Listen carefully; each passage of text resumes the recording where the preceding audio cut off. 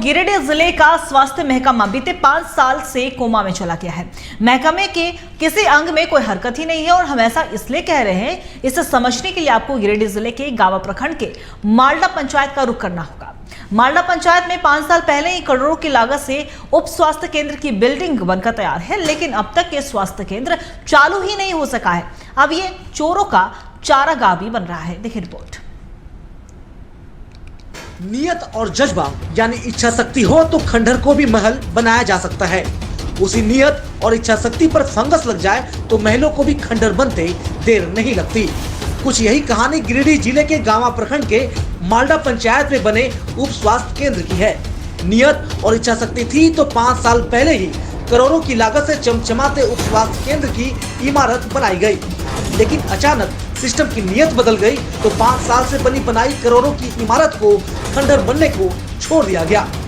आज जहां डॉक्टर मरीजों की इलाज कर रहे होते, वहां डॉक्टर की नियुक्ति की कोई चर्चा तक नहीं। उप स्वास्थ्य केंद्र के भवन में लगे दरवाजे, खिड़की, इलेक्ट्रिक बोर्ड, तार, पंखे और जनरेटर तक की चोरी हो गई, लेकिन सिस्टम के किसी अफसर को कोई फर्क नहीं पड़ा।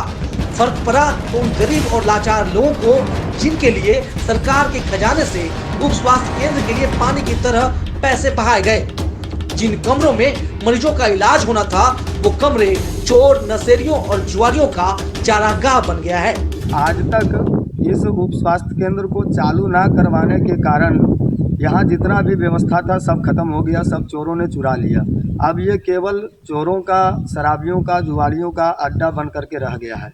यदि यह उप स्वास्थ्य केंद्र चालू हो जाता है तो केवल मालडा ही नहीं बल्कि अगल बगल के लगभग 10-15 गांव इससे लाभान्वित होते हैं। उप स्वास्थ्य केंद्र जो है पूरा जंगल की तरह हो गया, पूरा मतलब चारों तरफ से झाड़ियां ही झाड़ियां हो गया, क्योंकि यहाँ पे उप स्वास्थ्य केंद्र को चालू नहीं किया गया है। जो उप स्वास्थ्य केंद्र के विभाग कर्मचारियों लोग हैं वो बिल्कुल ध्यान नहीं दे रहे हैं।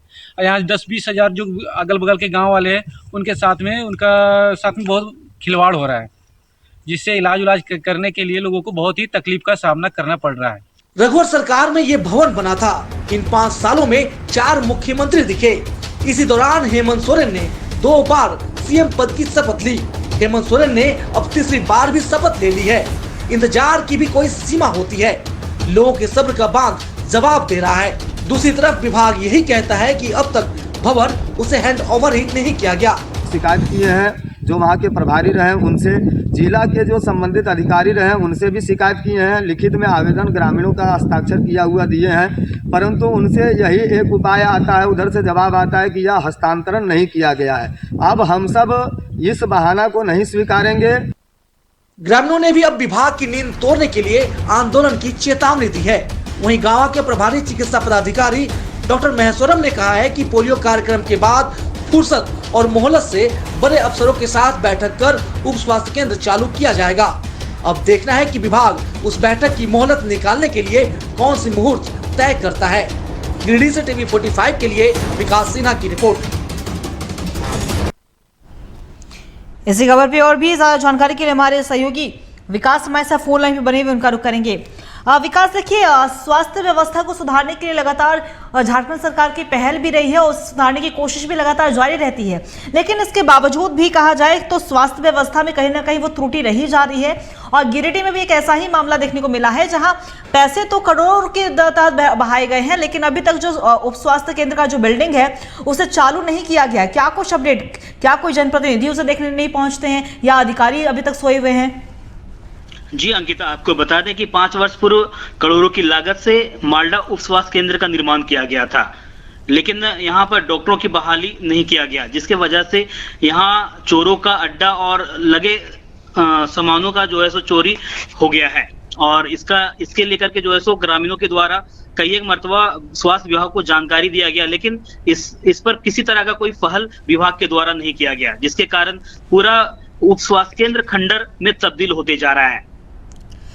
देखिए, खंडहर में तब्दील हो रहा है तो इसकी जिम्मेदारी आखिर कौन लेगा? अगर हम स्वास्थ्य की बात करते हैं तो एक बड़ी सुविधा के लिए वहां पे बनाया जाता ताकि कोई भी मरीज है जिन्हें दूर ना जाना पड़े, वहीं पे उनका इलाज हो सके।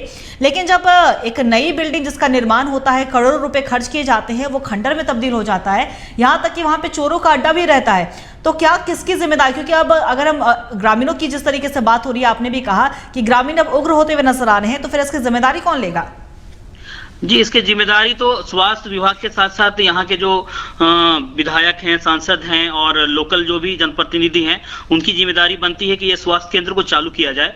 और चालू अगर हो जाता तो यहाँ के लगभग 20,000 की संख्या में ग्रामीण इसका जो है सो लाभ उठाते स्वास्थ्य से जुड़ी हुई।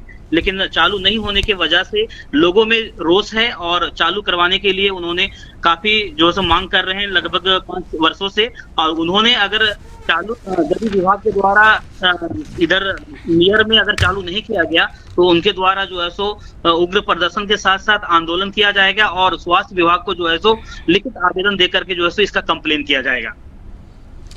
जी विकास, आपका बहुत बहुत शुक्रिया तमाम जानकारी के लिए। नजर बना के रखिएगा, हम आपसे अपडेट लेते रहेंगे। तो साफ तौर पे कहा जाए कि स्वास्थ्य महकमा बीते 5 साल से कोमा में चल रहा है। ये गिरिडीह की बात है, क्योंकि 5 साल पहले उप स्वास्थ्य केंद्र का निर्माण हुआ, करोड़ों की लागत से। बिल्डिंग तो नई चमचमा गई, लेकिन वहां पे अभी तक सेवाएं शुरू नहीं हुई है, जिसकी वजह से वहां के रह रहे लोगों को परेशानी हो रही है। ग्रामीणों ने भी अब उग्र आंदोलन करने की चेतावनी डाली है। तो देखने वाली बात होगी कि इतना कुछ होने के बाद क्या अभी भी विभाग की नींद खुलती है या फिर नहीं।